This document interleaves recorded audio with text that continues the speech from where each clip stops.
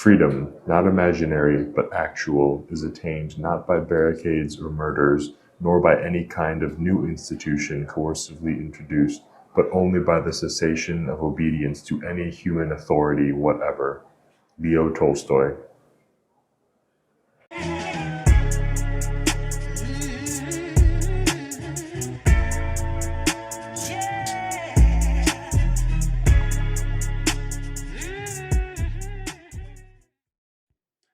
Alrighty, and with that, we're back. Another episode. I'm sorry if it's going to be a little noisy here. I have snuck away during my lunch to record today. Britt is actually back in town from Germany to defend her thesis and get her PhD this upcoming weekend. So she's held up at my place. I'm not holding her up. She is held up at my place. Studying, practicing, getting ready for the big presentation this weekend. Hopefully we can get an episode in. Hopefully I can get one in with the boys too while she's still here. I think that'd be a lot of fun. But for now, you get me. Sorry for the delay. Obviously hosting, sort of getting the place clean and acceptable for a guest took a very long time. So again, you're going to get me on a lunch break here at the 9 to 5. We're roaring through some things here. First and foremost, another Tolstoy quote for this episode. It's no surprise I've been rereading him and getting back into his beliefs, his teachings, his beliefs. However, I owe an apology for not accurately representing his beliefs in the episode last week. So as I mentioned, I believe in last week's episode, Tolstoy was 100% anti-violence. And in my opinion, I think it was almost to a fault. And again, to the point where he believed that silently suffering under the violence and tyranny of the state was a better route than violent revolution when faced with just those two options. And so, to reiterate, Tolstoy believed that a behavioral and moral revolution in which people completely rejected the state was the only path to sustainable change. Now, I do not agree with Tolstoy in the sense that it is right to be trampled on, murdered, and violated by the state to no end. Again, we know that by and large, history is written by the winners, and our government now has unfortunately made us sicker, poorer, less happy, and less safe. However, I do agree with Tolstoy in the sense that sustainable change can only be ushered in via a behavioral and moral revolution, and it is my hope that violence does not rear its ugly head as we strive for long-term, sustainable, and positive change. And I invite you to recall the Civil War death toll from the last episode that we went over and just how significant those figures are, especially when combining all the other prior conflicts and conflicts that came after. You don't even come close to the total of the Civil War still to this day. It makes up I believe half or over half of all total American casualties in war. So absolutely do not want that. And again, conflict only rids the world of man, not necessarily their ideas. So whatever you are raging and fighting against has a very real chance of taking root and coming up again down the road. And the biblical phrase, turn the other cheek, phrase that I also quoted and analyzed improperly last week, was one that Tolstoy truly did believe in at its core. And if the state commits acts of violence, Tolstoy, in the vein of turn the other cheek, Tolstoy believed it was your duty to just fully reject and turn away from the state. Now, the twisting of this phrase and its weaponization by the church and the state manifested itself by its use on subjects to further solidify the law of retribution, Tolstoy calls it, rather than the law that this passage is actually invoking, which is the law of non-resistance, another Tolstoy term.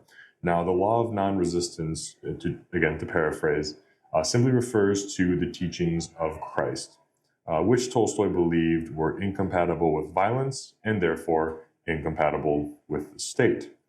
And as reflected in this episode's quote, Acts of force should never be used as a means to progress an agenda or as a response to wrongdoing.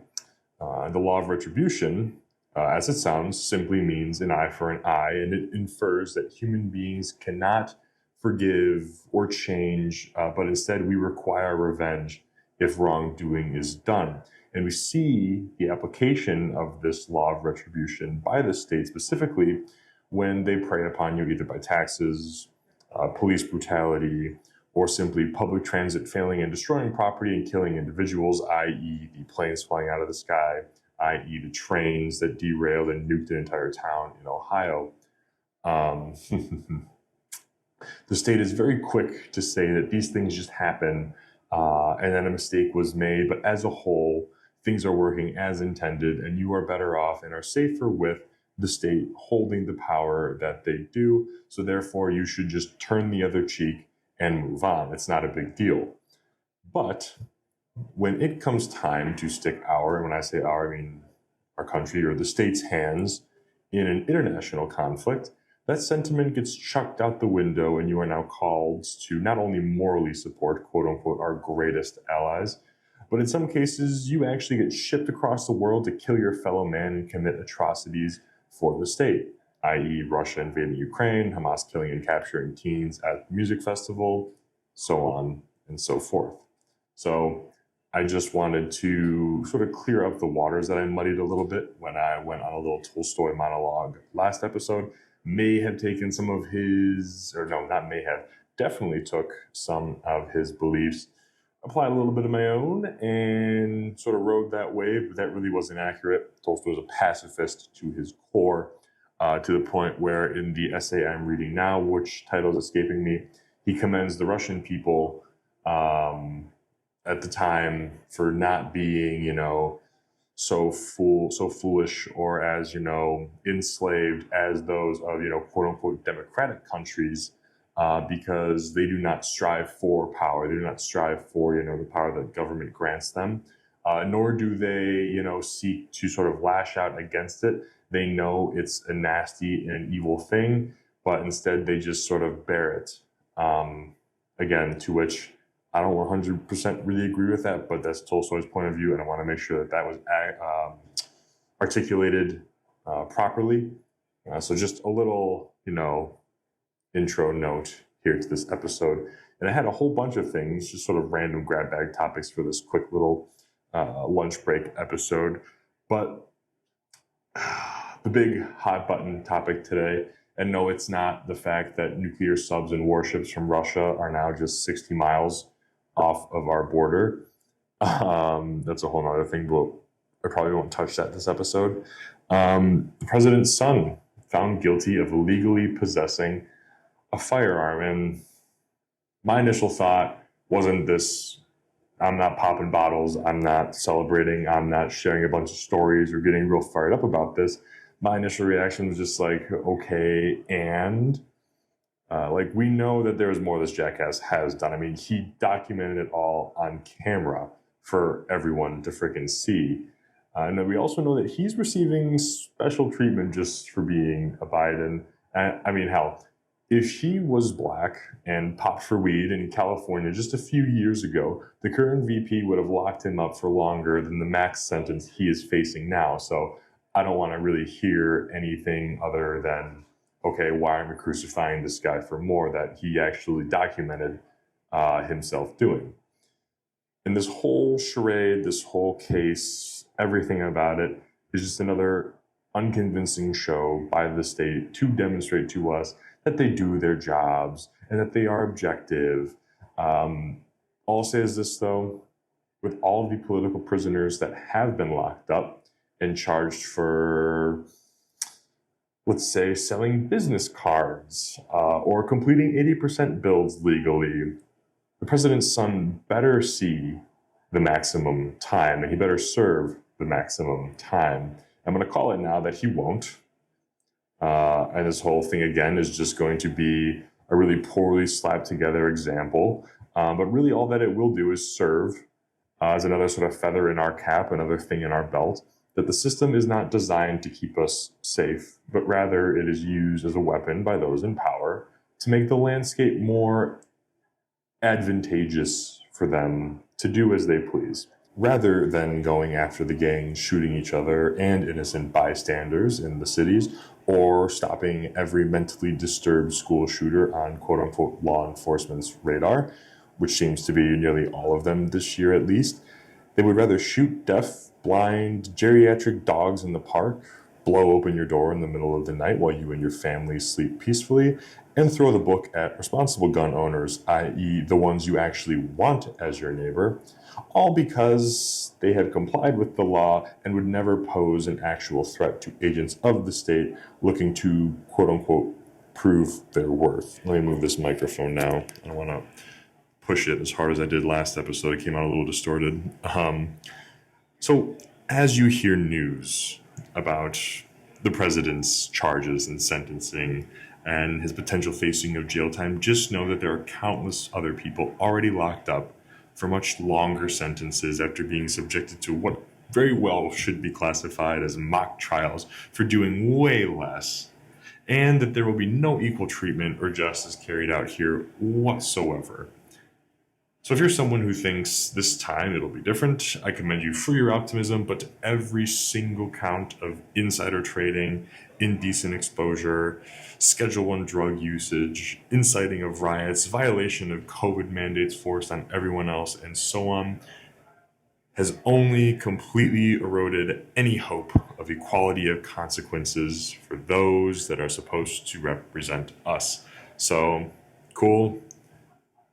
Welcome to the club, Biden crime family, for being tyrannized by unjust and unfair and unconstitutional gun regulations, but sucks to suck.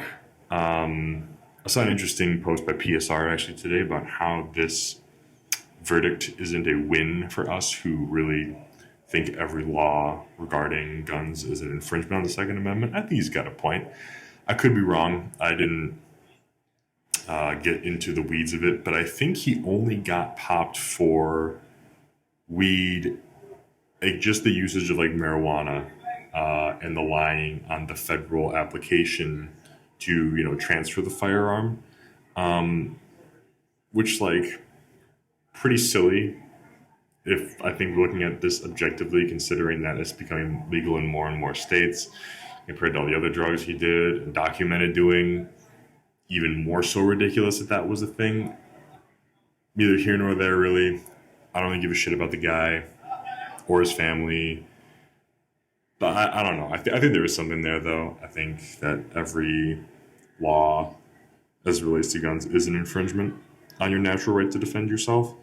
I'm not sure if this whole thing really counts as a win or a loss for us, though, in just the realm of natural rights and defense.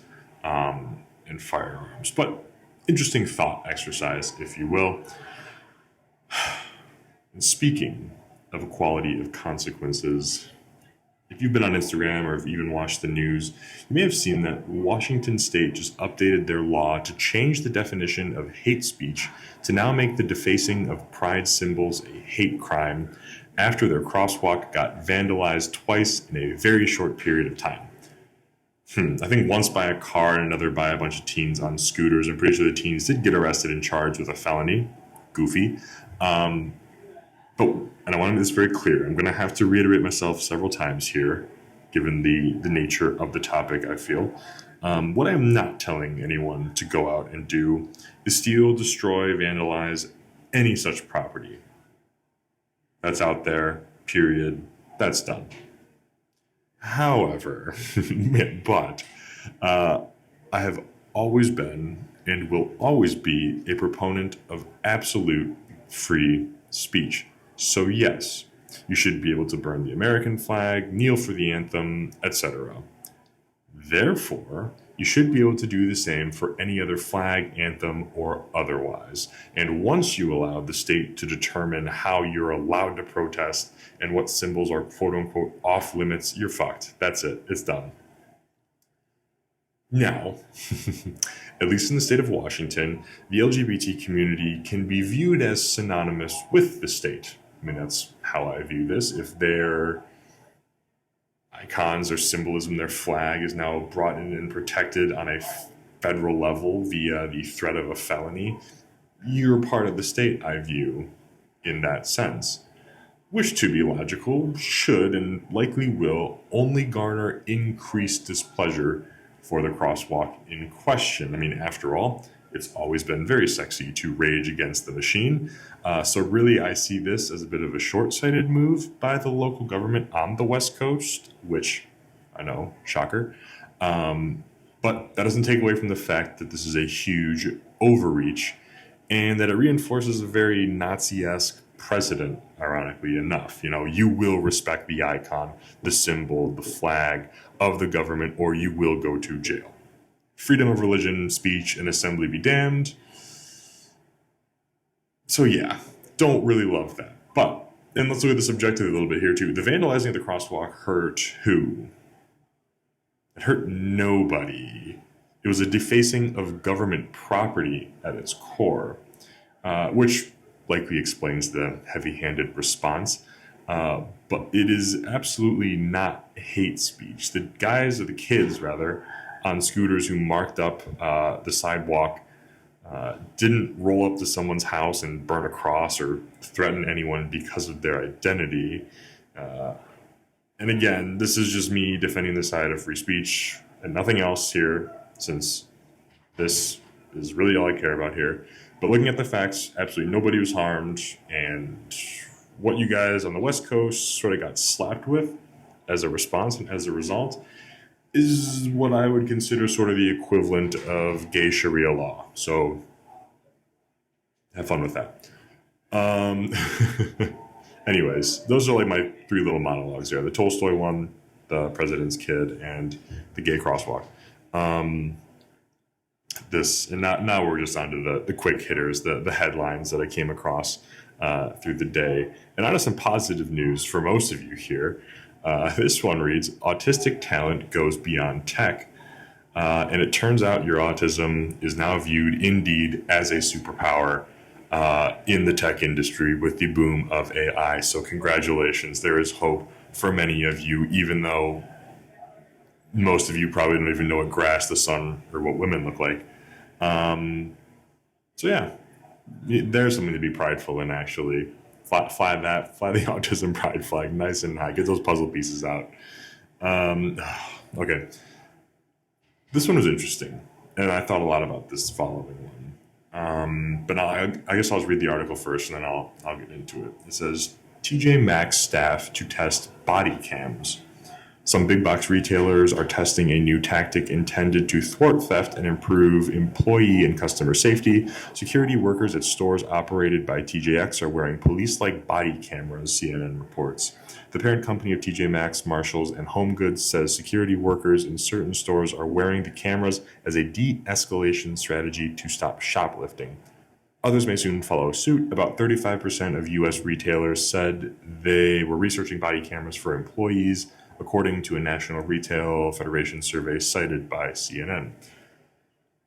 I hear a lot of people, including people like my parents, saying this is so sad they have to do this, and yeah, I agree. It's a bit of a bummer that these places are getting preyed upon.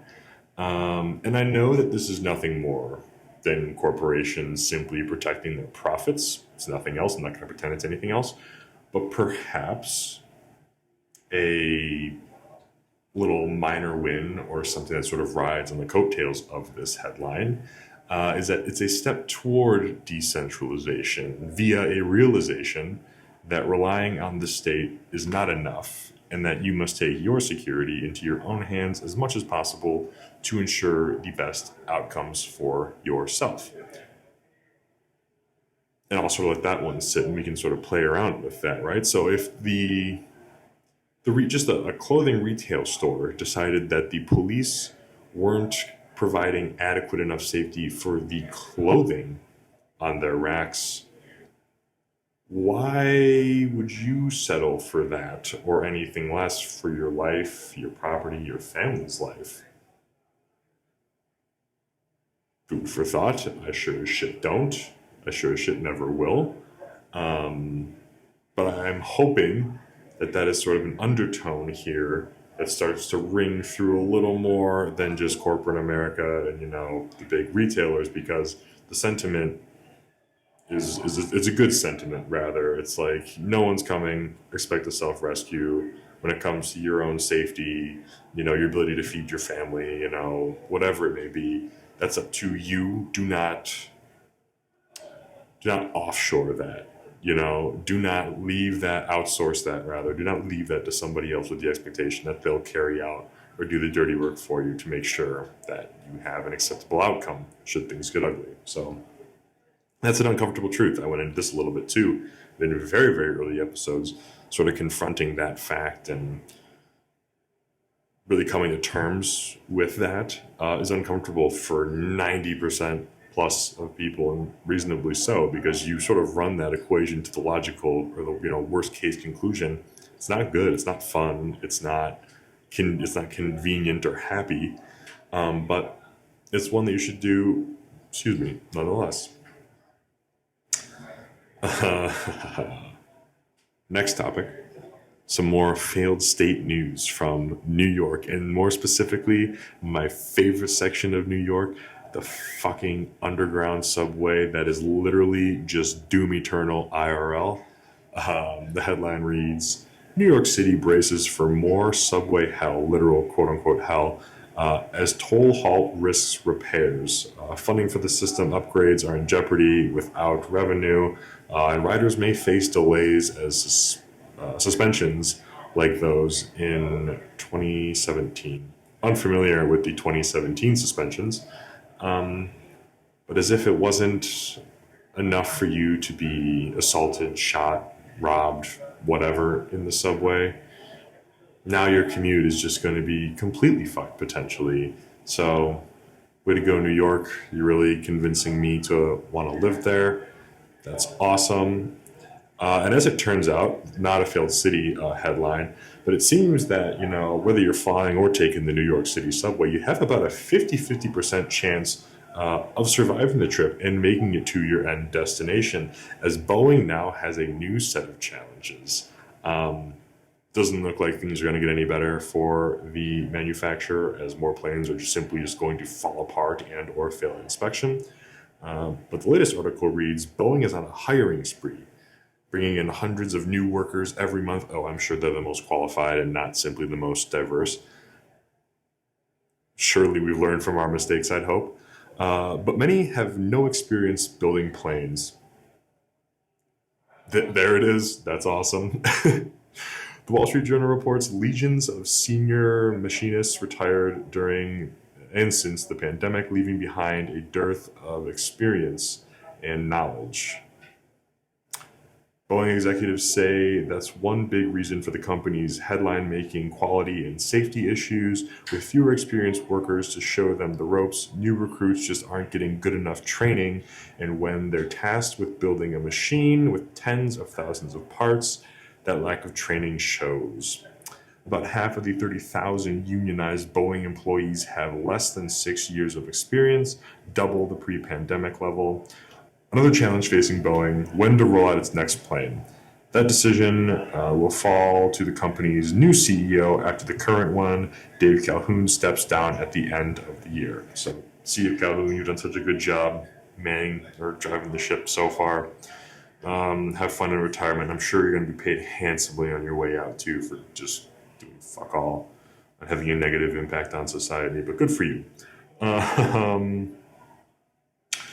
So yeah, that's great. The people making your planes are... What's interesting, I'm looking at that second bullet after the article. About half of the 30,000 unionized Boeing employees have less than 6 years of experience. And while that sounds bad, that's double the pre-pandemic level. Now, is that double the number of employees, or is that double the amount of experience? I'm assuming that's double the number of employees. So you now have twice as many unexperienced employees than you did before the pandemic. So now your workforce is less experienced as a whole now than it was when the planes that are currently falling apart and lighting on fire in the air were built. Awesome, cool, got it. So yeah, flip a coin. Choose your fighter. Boeing or NYC subway. And this, I read this one right after too. This one is fucking hilarious. And if the risk, of not like just falling out of the sky and, to your death in a Boeing wasn't enough, United now eyes targeted in-flight ads, and you can now pair this with Uncle Ted's Corner, I guess. I'm not sure if I have any other Uncle Ted topics this week, but the article goes on to read, your next flight on United might seem a little more personal. The airline is now displaying customized ads on its plane's seat back screens based on passenger information such as age group or travel destination. Travelers can opt out of having their data used for the targeted ads, and the airline's ad business won't involve information on race, ethnicity, or disability status.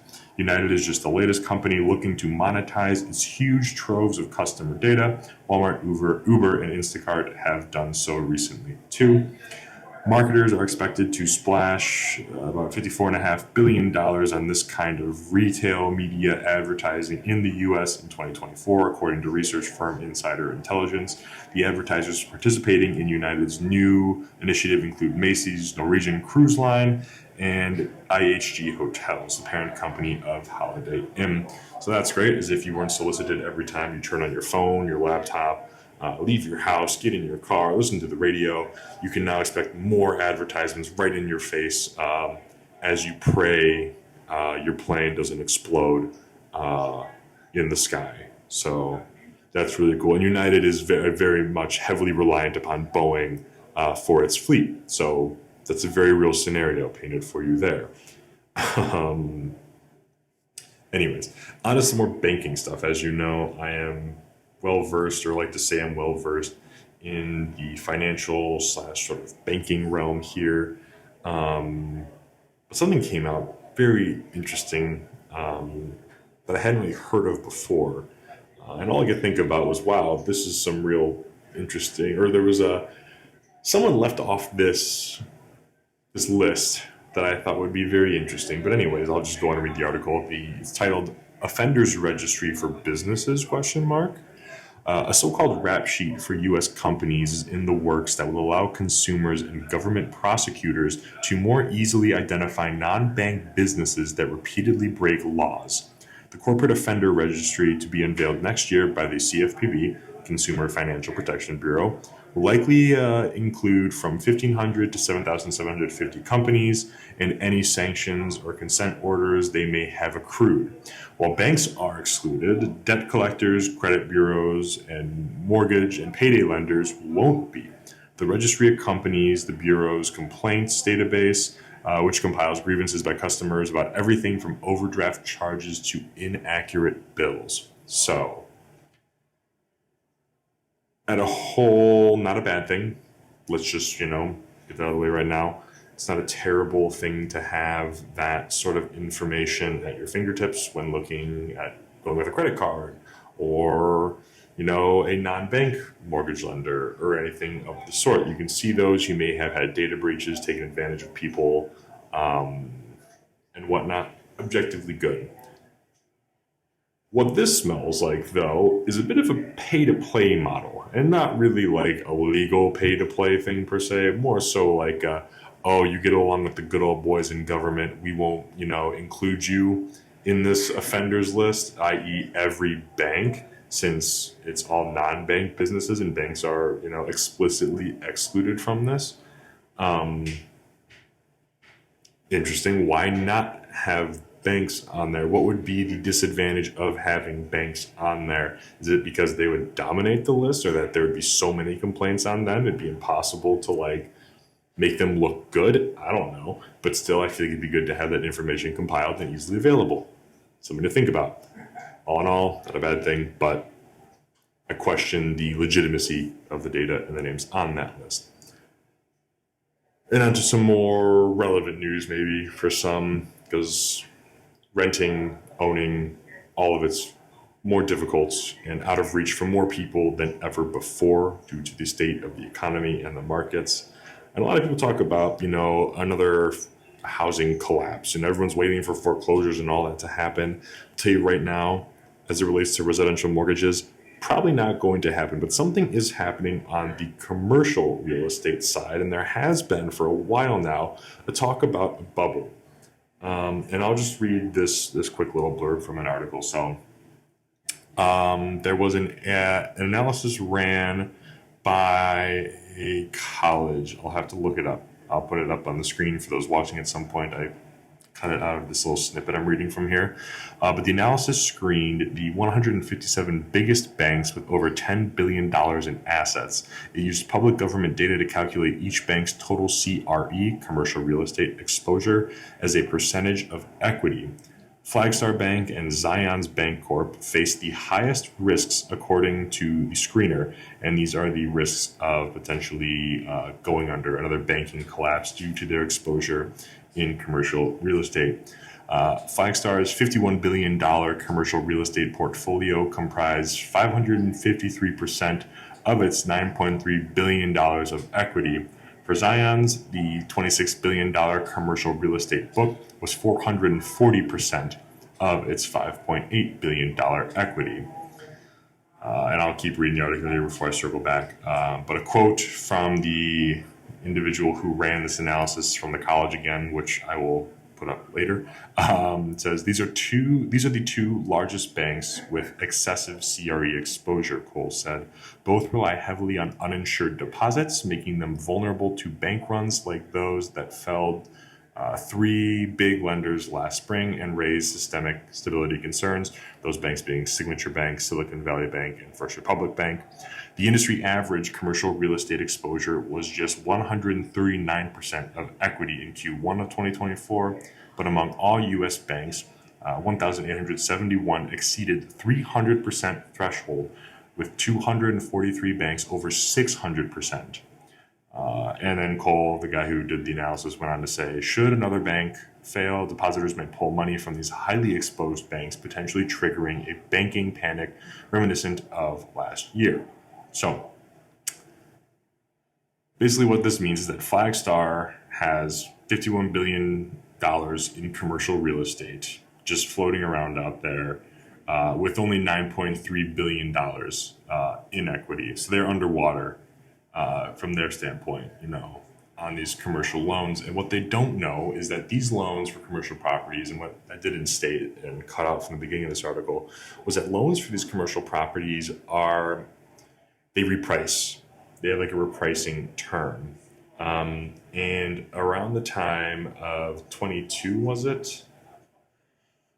Around the time when rates started to spike back up, when those short-term rates really got jacked up, the rates that are tied to these commercial properties also went way up. So when they repriced, the payments on these properties, not so good. And specifically, the part of the commercial real estate sector that people are saying that this is a real problem for is offices because of the pandemic. You saw so many people migrate out of very large cities and find work elsewhere. And then on top of that, you still have companies that are working remotely or like a hybrid sort of work setup. So these offices aren't seeing like full use, and their tenants aren't, coming back to them or paying their rents either. And so these commercial properties and the loans with them are just sitting on these sheets. And I'll try to find the article I read earlier today. There was, another building, a very large skyscraper in some metro area that sold for like a tremendous discount, where like it was bought for $150 million. It just sold for like $60 million or $50 million or something because nobody wanted it. The person wasn't paying the loans. They had to do a short sale. So if you hear about like a housing bubble or a housing crisis, there's no real indicators of that yet in the residential space, the homes that you or I would want to buy and live in. But there's some dark clouds forming over the banks as it relates to their holdings and overexposure in commercial real estate. So you can, do with that what you will. The banks will never go under, though. They will never fail. The government will never let them fail. That just will not happen. Just looking at history and what that would mean for the country as a whole, but just something to keep in mind, and it's just good information to have. And the last thing I'm going to touch on here as it looks like I'm coming up on my time for lunch. I don't know when I clocked out. But anyways, this one came across my desk as a Bloomberg article. And while I do love talking about AI and its abuse and misuse by humans, as we are flawed by nature, invoking the pillar of this show, beware the frailty of man, I sort of went a level deeper, excuse me, on this headline, and wasn't really too much AI related, but the headline of the article simply reads, AI's power needs means new nuclear power tech can't fail, U.S. energy official says. Again, this is a Bloomberg article. I'm not even going to get into the article here. I just saw the headline, which grabbed my attention and got me thinking. The push to electric vehicles, to ban household appliances, i.e. light bulbs, fans, gas stoves, whatever it is, and then charging you more for utilities this summer was never about the environment. It was never about anything other than just making money. Anyone who knew anything knew that nuclear energy is incredibly clean. Have you perfected it? No. But as a whole, if we want to talk about clean and effective energy, nuclear energy, for those who are educated and intelligent, is seen as the way to go. It is not plowing down forest after forest, tree after tree, to build battery mines or solar panel fields or electric car facilities. That just ain't it. That's extremely short-sighted. But again, that's all for money as well, because people be getting paid for that shit. And now with AI being the new and latest gold rush, I've seen many articles about the computing power necessary for this to work. And now it appears that we've skipped right over the need to be green in order to cash in on this gold rush. And now we've jumped right to the logical conclusion that we need nuclear energy to ensure that it can be powered on a large and accessible scale. So just something to keep in mind. I'm not really sure how you can really use that talking point, but it just sort of, my mind immediately went there when I read the article. I was like, that's interesting. When it comes to money, they will always know exactly where to jump and where to go. And it is always wise for you to sort of follow that and keep that in mind as things are discussed or as things are passed down as far as laws or regulations go, or as far as people making suggestions go. So a little bit of that. And I know it was a little bit of a scattered episode, this lunch break, and I'm going to go through and listen to the audio to make sure that it's good in case I need to go back and re-record some. Oh, I did it sub 30 minutes. This was pretty quick. So apologies for the quick episode then. And I guess if you like a shorter episode, let me know. I typically like to go around, an hour in a solo episode, maybe around 45. And then obviously much longer when I have guests on, so it's very easy to get carried away. But feel free to let me know. Email, DM, text, whatever you want if you like it longer or shorter. But yeah, again, hopefully I can get the guys and or Britt on an episode here before she has to go back. We'll be out of town this weekend. I'm hoping to get this episode up before the weekend, though. The episode schedule is going to be a little wonky, though, as I'm hosting and, taking care of some things in the meantime. And moving, I'll be moving throughout, the last week of this month as well. So a lot going on, but I'll try to keep posting regularly. I'll try to get more guests on, too. But until then, stay metal. Thank you.